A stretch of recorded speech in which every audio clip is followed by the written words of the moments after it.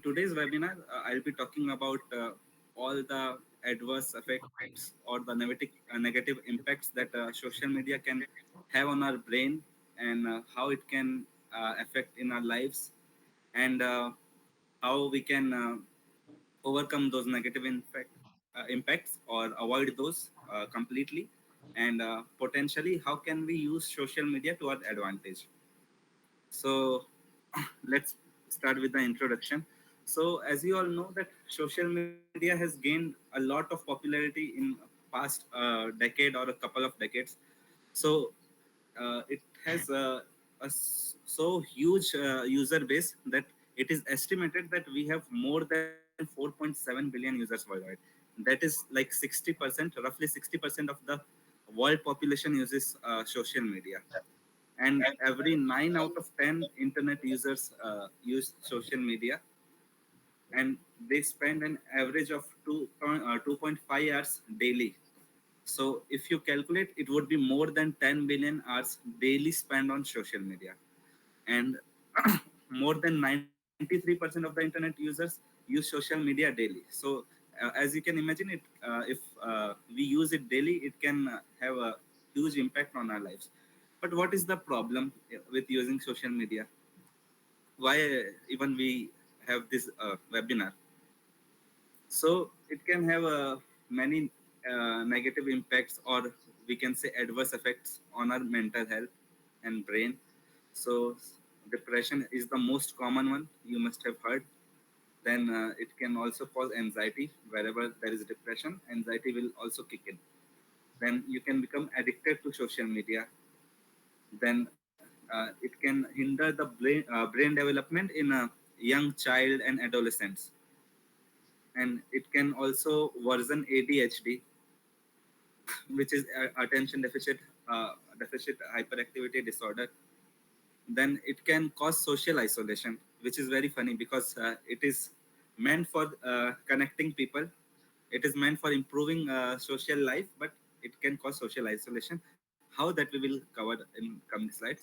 Then it can also cause sleep disturbances. Of course, if you are become addicted to something and you use it day and night, then you might disturb your sleep cycle and can have a related side effects. And also it can cause something known as Tourette syndrome. So I'll discuss what is Tourette syndrome later. So starting with social media addiction, how exactly social media can cause addiction? So for understanding that, we must understand how it actually works. So most of the social media promises that we will provide free entertainment, or we can connect you to your close one which lives very far, and people start using social media. So what they do is when they they collect our data. So whenever we agree to their terms and condition, each and every social media platform has a condition that they can collect and use our data, and they can also sell it if they want. So uh, they collect the data and they study behavior. They see to whom we are interacting. uh, they probably know more about yourself than you. So they know whom you talk to, they know what time you use, what days you feel lonely, what days you feel good, who is your favorite person. So all those data they collect and they analyze, and then they use it for targeted advertisement, and they make targeted content. So if you like a certain thing, it is designed in a such a way, the algorithm of social media, that they will provide you with that content and they will reinforce your beliefs. So that I'll talk about it more later. And they will sell what you want. So that is the main purpose that social media was built.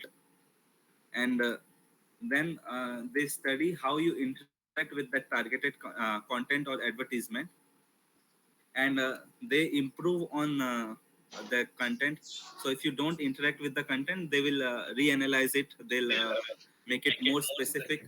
They will remove what you doesn't like, and this will lead to an addiction. So they will show you what you like. So that's why people use social media day and night. So there is some studies, there are actually many studies which say that social media can be very addictive and it can cause multiple risk factors. So uh, what all risk factors it can cause, that we will discover in the coming slides. So along with addiction, it can cause isolation. So uh, many studies have shown that social media use, I mean excessive use, can cause loneliness or isolation. So how something which is meant for connecting people can cause loneliness? So one main thing is the substitution of face-to-face interaction. So in our daily life, face-to-face interaction play a major role. Uh, so we must know how to connect with people offline, but they provide such an ease of online communication that you can sit at your home and you can contact anyone, and this will hamper the ability of an individual to communicate with someone in offline. So you will obviously develop poor social relation if you use excessively. If you always use or always talk to your online friends, the people near you, you might not uh, even interact with them. So overall your uh, all the online interaction will take over your offline real world interaction, which are more important. So it also creates a sense for it create a sense, it's a false sense that you are actually connected, or you have so many friends or anything, but it is actually not true, because when you need, the people who are close to you will help. Online people can do very less.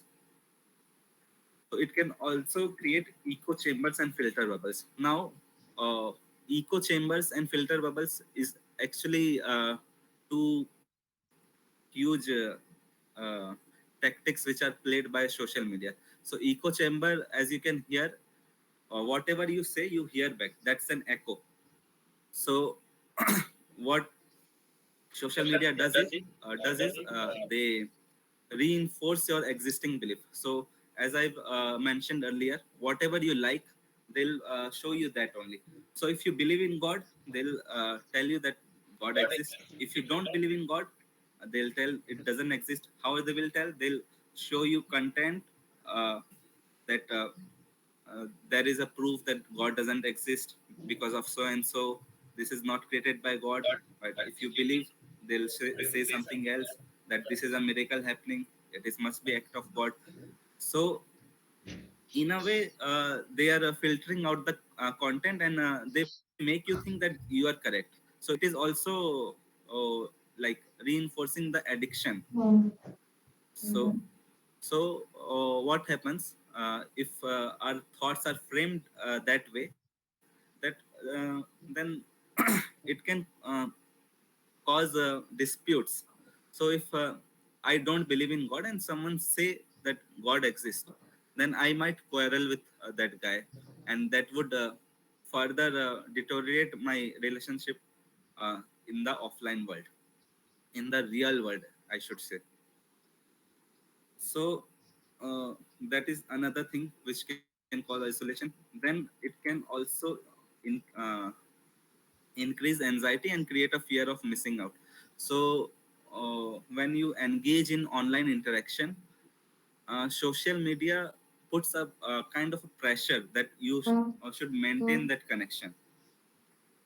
So it will send you notification or any such thing. You will constantly receive messages, and if you don't engage in the online conversation, you might feel left out. So it pressurizes you to uh, connect with people in online, and when you do so, you often become exhausted, and you have no energy left for interacting with real world people.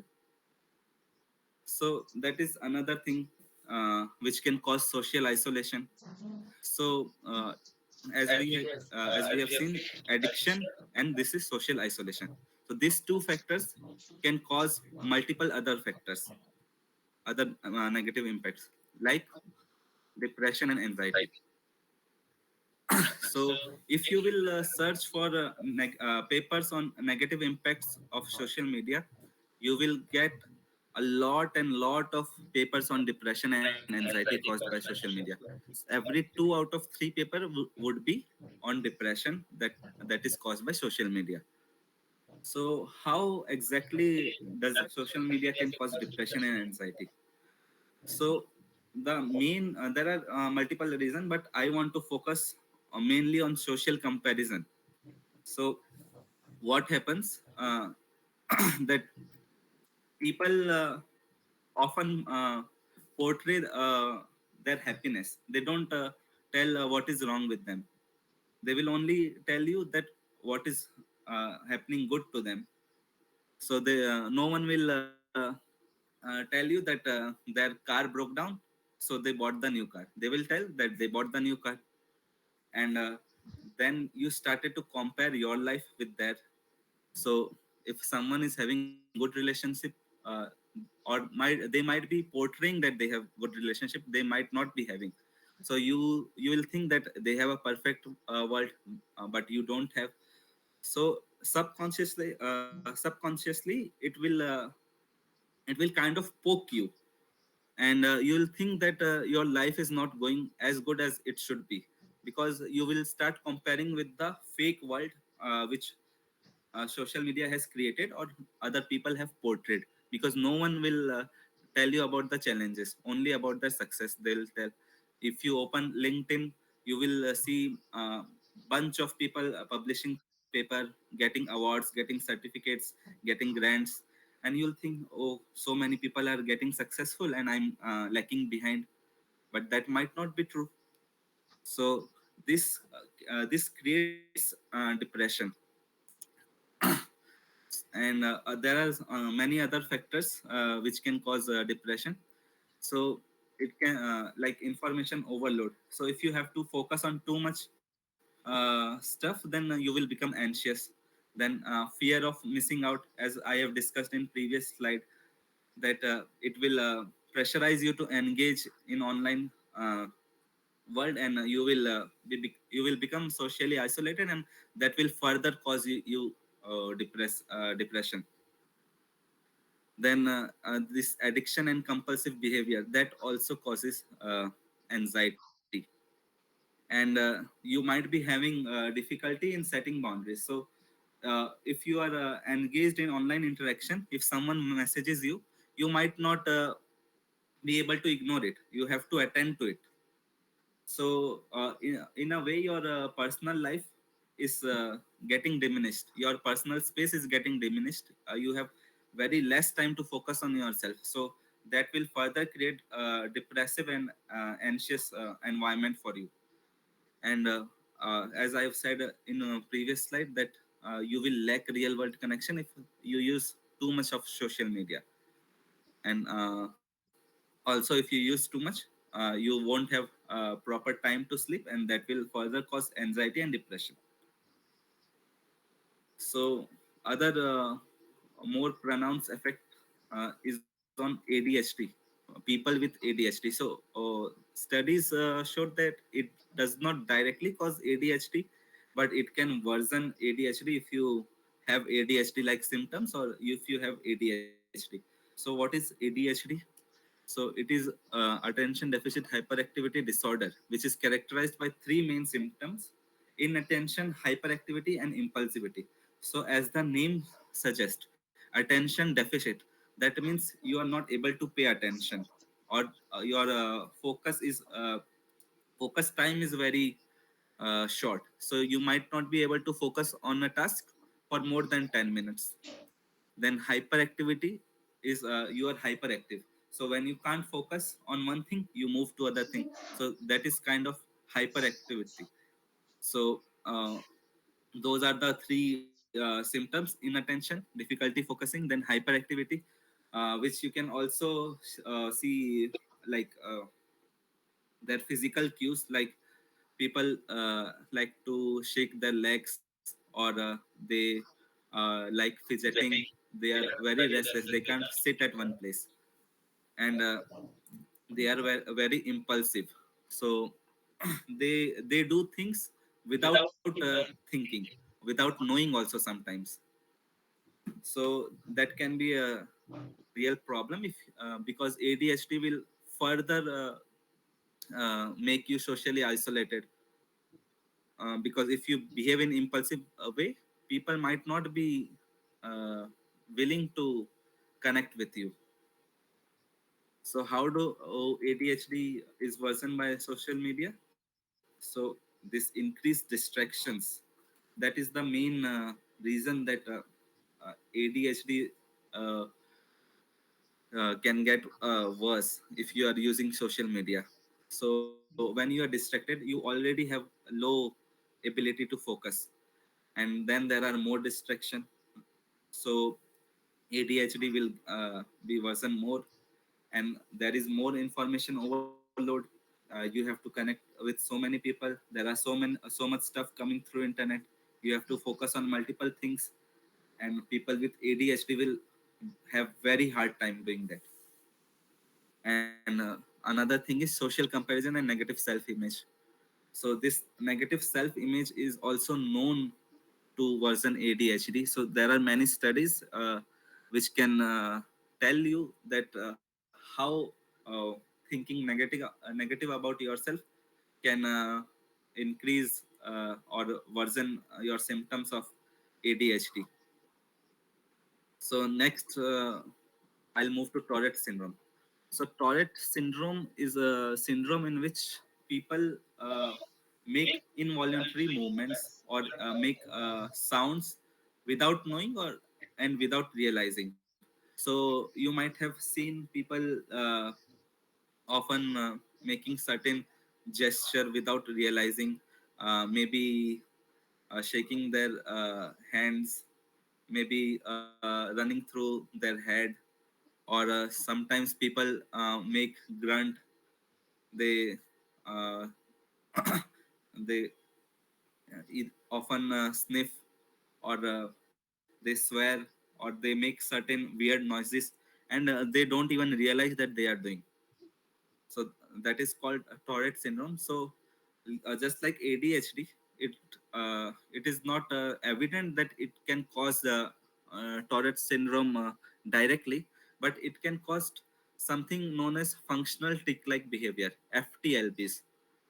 So when we use social media, and if we are watching some content, so there is something known as mirror neurons in our brain. So mirror neurons, what they do, they replicate whatever you see. So why we feel empathy is also because of mirror neurons. If you see someone in pain, you will feel empathetic. You will feel sad yourself because of mirror neurons. But same time, if you see someone dancing, you might want to dance, but you won't dance when you are using social media. So this middle ground can cause this tick-like behavior, and this is more common in young and adolescent than in adults. But even in adults, you can in some adults you can see this kind of behavior, and this can also hamper the development of child. So uh, a child who will use social media hugely, first of all, he will have a very improper brain development, because the thoughts of that child would be reinforced by social media itself. Then personality will be worse if he has ADHD or Tourette's like syndrome. So it can hamper the child development hugely. So I would suggest that don't let children use social media, whoever is near you. Then it is not the negative impacts of social media is not limited to psychological manifestation. There are certain other demons to it, like misinformation. So in today's world, we cannot trust single source. We have to verify it from multiple sources.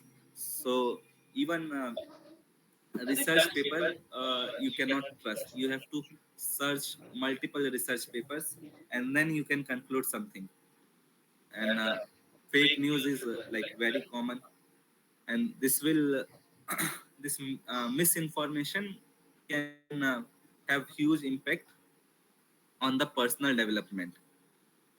Then there are many cases of cyberbullying and harassment. So social media is actually meant for connecting people, but if you connect with wrong person, you might have to face some bullying and harassment.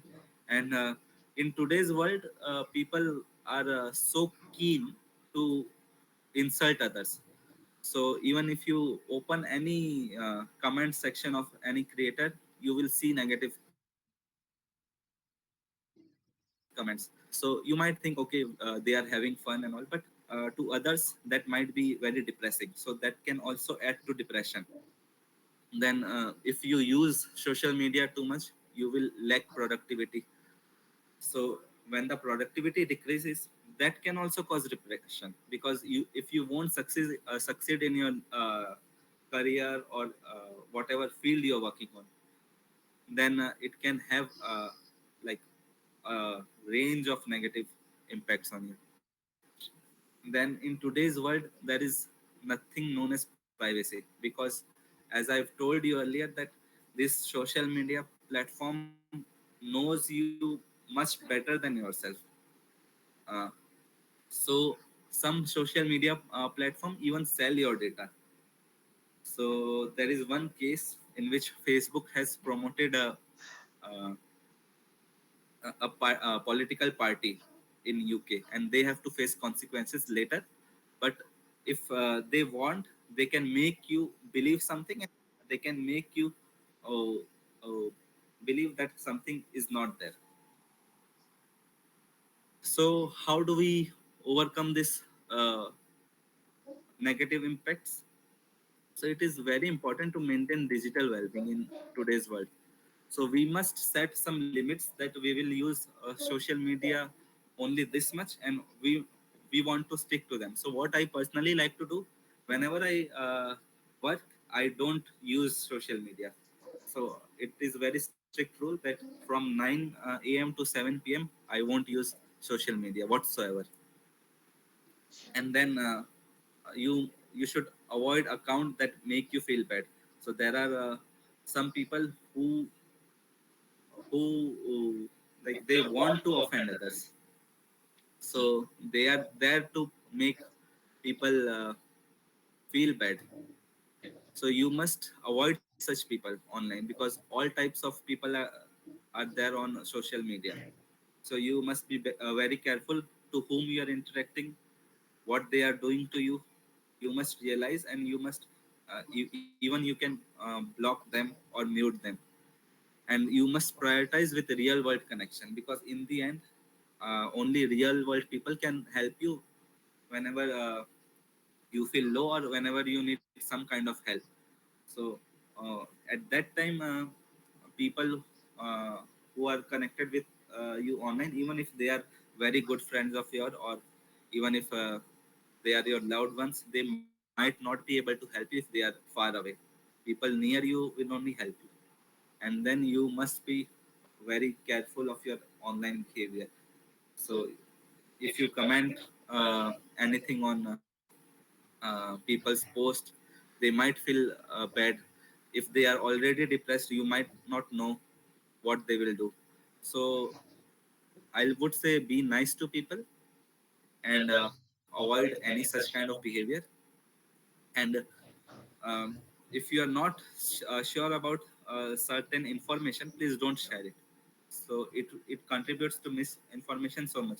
So why people criticize WhatsApp University? Because someone creates fake news and people believe it and they share it forward. So they are sharing it forward believing it's true. But we should be careful before sharing any information, that it's true or not. We must verify it. And we should often take some breaks from social media. so it can help you relax immensely. So there is something known as digital detox, where you go days or weeks completely without social media. So people often go for trekking and stuff, leaving their phone behind, or they won't use that much, or anyhow you won't get network there. So it will help you connect to yourself. So you must connect to yourself. You must evaluate your own performance, your own behavior, how you are doing, and it is very important for personal development. And as I've said, that the algorithms of social media, it forces you to believe something, and it forces you to keep engaged, or it get or you can get addicted, and you would have that urge to scroll social media or check it again and again and again. So it will simply waste your time, nothing else. And if you are using social media, you should try that you are focusing on the positive content only, so that your mind does not fill with negative information. You should not feel depressed after using social media. You should watch content which motivates you, which uplifts you, which gives you the motivation to work harder, to succeed in life.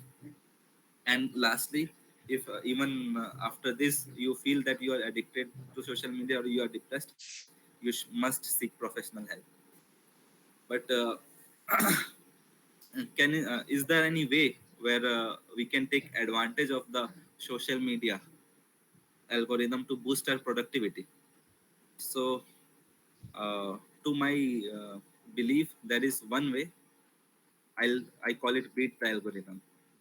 So, as I've told earlier, whatever you believe or whatever you like, social media will show you that only. So, suppose you are watching YouTube. If you are watching comedy videos, then they will suggest you more comedians, more comedy sketches. So, similarly, if you start liking, let's say I'm a researcher. If I like science videos, it will promote more science stuff, and anything related to what I watch. So if I watch quantum physics, they will recommend exactly quantum physics. So you should search and watch content which is related to your field, or which provides you information on what you are doing. So if you use it daily, so in at the beginning of presentation, I've mentioned that people use social media for around 2.5 hours daily. So imagine if you learn 2.5 hours daily something new, then it can help your product boost your productivity immensely. And I personally do this even if I feel something very boring to watch, but it is useful to me. I would like it and I would watch it full. So uh, after some time, you will be you will develop an interest for that kind of content. When you gain some knowledge, and when you are used to watching that kind of content, then you will also become knowledgeable, and you will also develop interest. So that is my take on how we can use social media to our benefit. And that is all for today's webinar. Thank you very much for attending and listening to me.